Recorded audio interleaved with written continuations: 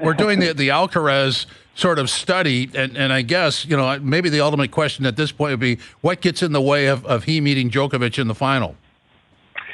The first person would be Jannik Sinner. I think that's the quarterfinal that everyone is pointing to, and it would be a rematch of last year's quarterfinal, which went to 5 sets and was probably the best match of the whole tournament. And those two have a bit of a rivalry going, and Sinner has been able to beat Alcaraz on a couple of occasions. That would be my instinct to say if Alcaraz doesn't get to a final, it's either an injury or it's probably Jannik Sinner. But you're right.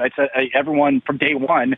Everyone had to win 7 or 6 matches to get to the final, but we're still talking about a Djokovic-Alcaraz rematch from Wimbledon and Cincinnati. And I was listening to you guys a little bit about who can from this age group even be in the same category as Alcaraz, and there isn't. And all you have to do is look at Djokovic, and the one guy who maybe puts a little fear into his eyes is Carlos Alcaraz. I don't think there's anyone that Novak Djokovic really, if you get him in an honest moment, worries about on tour at this moment.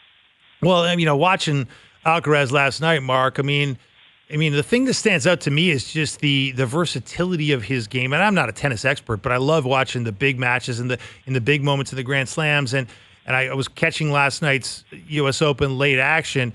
And the idea that this guy's got as much power as he's got, because he's wearing the sleeveless shirts and he's got the big guns and he's kind of a young Nadal in that way in terms of, being a physical specimen that can really bomb it.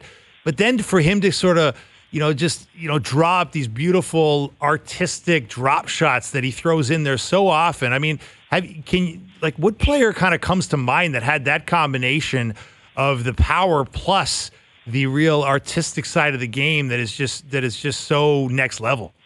It's probably Rafa, and it's unfair, comparable. I know it's another Spanish guy, and we'll immediately point to those two being very similar, though he's right-handed. But the sleeveless shirts don't help, or certainly help, I guess, right. When it comes to looking at him and thinking, yeah, he kind of does play a little bit like Rafa. But I remember 2 years ago when Felix beat Alcaraz in the quarterfinals here, and for most of that match, Felix was able to dictate the points, and Alcaraz was a bit on his heels. And at that time he was young, he was a prodigy, and he also grew up on the clay. And everyone thought, okay, well, he'll certainly be a really good clay court player, but I don't know about on grass, and maybe we'll see on hard courts. And in a short amount of time, suddenly he can, as you point out, he can beat someone with his power, and he can beat someone with his speed around the court and his finesse, and he's got drop shots. And, as an opponent, you're thinking, like, what I don't know what's our game plan here, because if it's one thing, he'll counterpunch with it. And then if we try to slow things down, that he was born to do that. So right now, outside of Novak Djokovic, an injury is the only thing that's going to stop Carlos Alcaraz from winning a lot of Grand Slams right now when it comes to the tour. There's a lot of Americans here that hope that won't be the case, and they're all, charging along, and that's a huge story here on the anniversary of Andy Roddick 20 years ago winning the U.S. Open. But, man, it certainly looks like Alcaraz is just going to roll through the draw until he gets to a final. Yeah, and just to continue the parade, I mean, we've all been around for a while. You see in all athletics that there's an individual that shows up, and sometimes you could look at that individual and go, well, this isn't going to last forever. But in this particular case, when you watch this guy play, you look at him and go, he's so far ahead of the curve at that age, and you can project endlessly with this guy. And obviously he's going to inherit a mantle that some really great guys, 3 of them to be specific, had, but he's right in there already.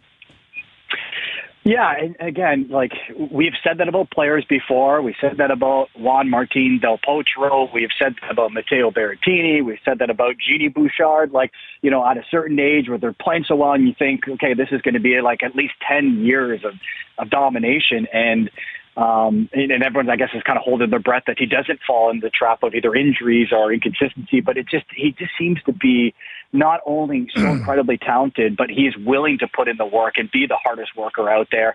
And then he does it with a smile and has quickly become, in a short amount of time, one of the most popular players on the planet.